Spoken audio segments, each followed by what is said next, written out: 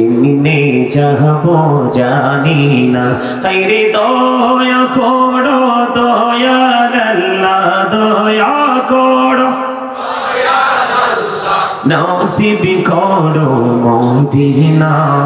লা ইলাহা ইল্লাল্লাহ, লা ইলাহা হেরে নামাজি রোজা চাইরো না, মা বাবাকে ভুইলো না।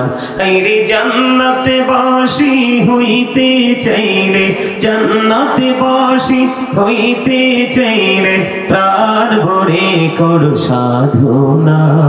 লা ইলাহা মহব্বতে লা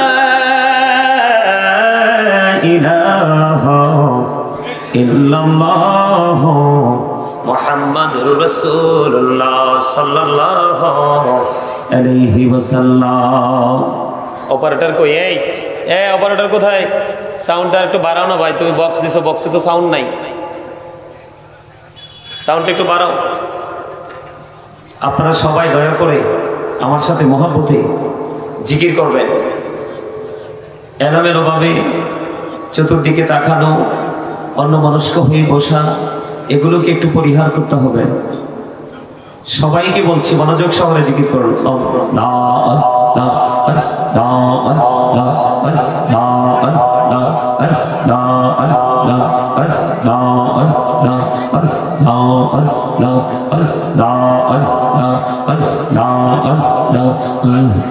করি না গো দয়াল, করিও না পর, তোমার প্রেমের আলোই ভরে, তোমার প্রেমের আলোই ভরে দাও গো মনের ঘর। আল্লাহ আল্লাহ আল্লাহ আল্লাহ আল্লাহ আল্লাহ আল্লাহ মাশাআল্লাহ আল্লাহ আল্লাহ আল্লাহ আল্লাহ আল্লাহ।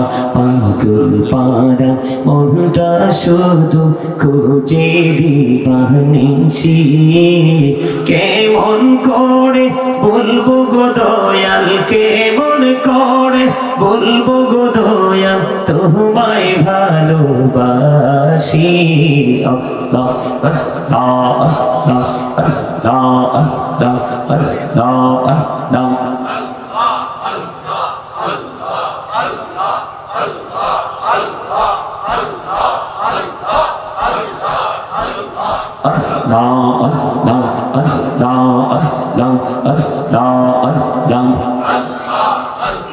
নিঝুরাতে একলা যখন ভাবি তোমায় নিয়ে, হৃদয়টাকে শীতল করি, হৃদয়টাকে শীতল করি চোখেরই জল দিয়ে। আল্লাহ আল্লাহ আল্লাহ আল্লাহ আল্লাহ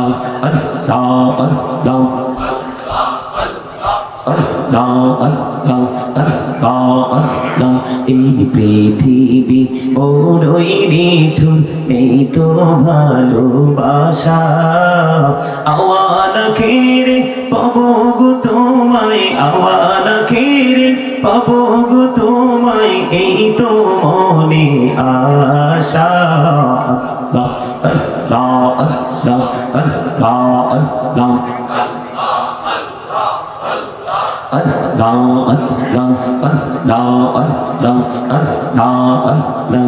এই নামেতে এত মধু, এই নামেতে এত মধু জাহানিনি তো আগের দয়াল, জাহানিনি তো আগে।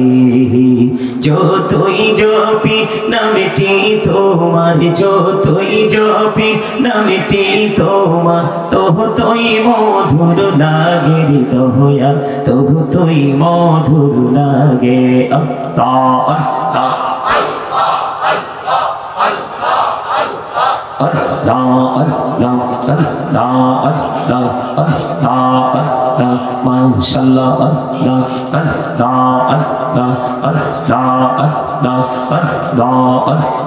প্রেমেরা কহুরে গো নবী মেরাজেতে যাইয়া প্রেমেরা কহুরে গো নবী মেরাজেতে যাইয়া দয়াল প্রভু দিলেন মেরাজ দয়াল প্রভু দিলেন মেরাজ মুমিনের লাগিয়া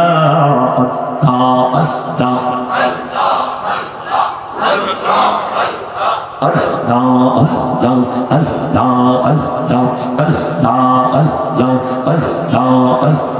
দেখা হইলেন আল্লাহর ওলি গৌসুল আজম নাম যার শুনি বেলায়েতের আলোই ভরলো বেলায়েতের আলোই ভরলো পাখি ভূমি বাগদা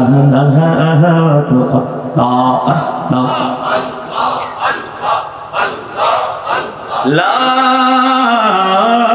ইলাহা ইল্লাল্লাহ মুহাম্মাদুর রাসূলুল্লাহ সাল্লাল্লাহু আলাইহি ওয়াসাল্লাম। সকলে বলুন আলহামদুলিল্লাহ। উপস্থিত সম্মানিত উলামায়ে কেরাম, আমন্ত্রিত অতিথিবৃন্দ, দাড়ি পাকা আমার মুরব্বী বাবারা, যুবক ভাইয়েরা, পর্দার অন্তরালে রয়েছেন আমার মা বোনেরা, বিশেষ করে আজকে উত্তর রাঙ্গামাটিয়া বড়টোলা ইসলামিয়া যুব কমিটির উদ্যোগে জশ্নে ঈদ মিলাদুন নবী সাল্লাল্লাহু আলাইহি সাল্লাম উদযাপন উপলক্ষে আজিমুশান নুরানি ওয়াজ ওয়ার মাহফিলের আয়োজন করা হয়েছে।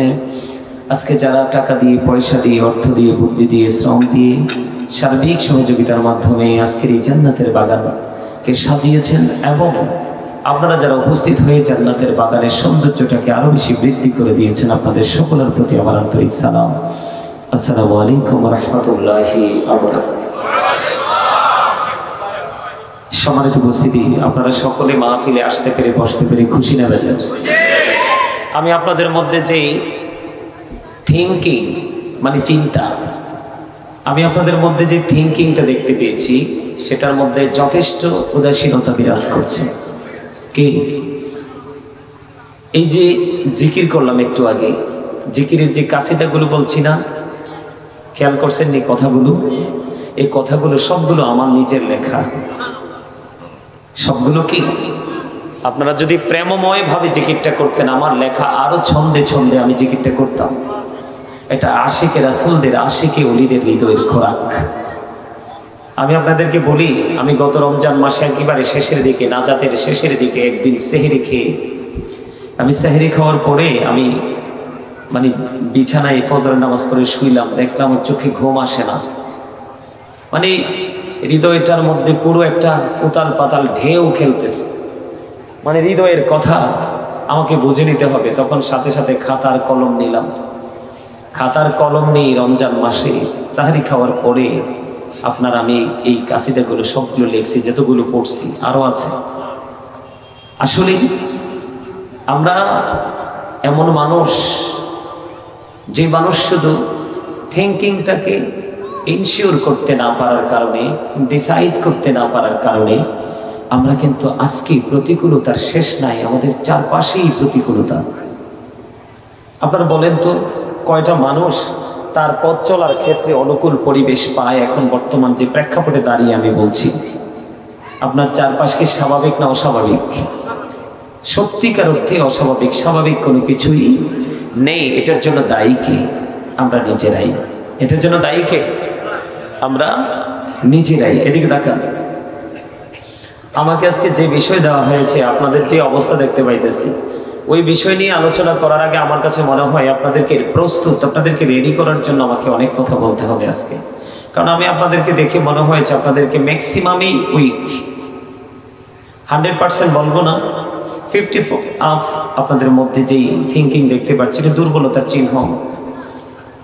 এই আমল দিয়ে, এই থিঙ্কিং, এই চিন্তা দিয়ে কখনো আল্লাহ রাব্বুল আলামিনকে রাজি করা সম্ভব নয়। কারণ তাকওয়া এমন একটা জিনিস, আমার দিকে তাকান, আল্লাহ রাব্বুল আলামিন বলেছেন, O believers you fear me. আল্লাহ ইমানদারদেরকে ডেকে বলেছেন, তোমরা আমাকে ভয় করো। কি করো? আপনি যত বড় ইমানদারি হন না কেন, আপনি যদি কি করতে না পারেন, ভয় করতে না পারেন, আপনার হৃদয়ে যদি তাকওয়াকে কি করতে না পারেন, সৃষ্টি করতে না পারেন, তাহলে কিন্তু আপনি পরিপূর্ণতা কখনোই খুঁজে পাবেন।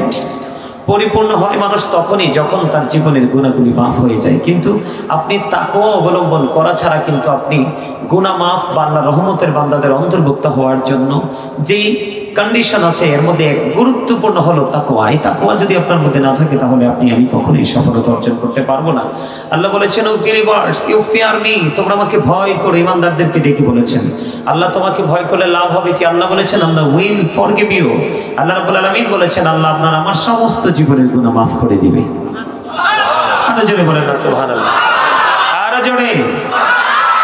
আমি আপনাদেরকে বলি, ছোট্ট একটা টপিক আমি আপনাদেরকে দিচ্ছি, অত্যন্ত অ্যাটেন্টিভলি আপনারা এটাকে কি করবেন, শ্রবণ করবেন। আমার দিকে তাকান। আল্লাহ রাব্বুল আলামিন আমাদেরকে যে বানাইছে, এই যে আমাদেরকে যে আল্লাহ রাব্বুল আলামিন সৃষ্টি করেছে, কি করেছে? আমাদেরকে সৃষ্টি করেছে আল্লাহ রাব্বুল আলামিন ডবল করে সৃষ্টি করেছে। কি করে? ডবল করে। আমরা কেউ কিন্তু সিঙ্গেল না।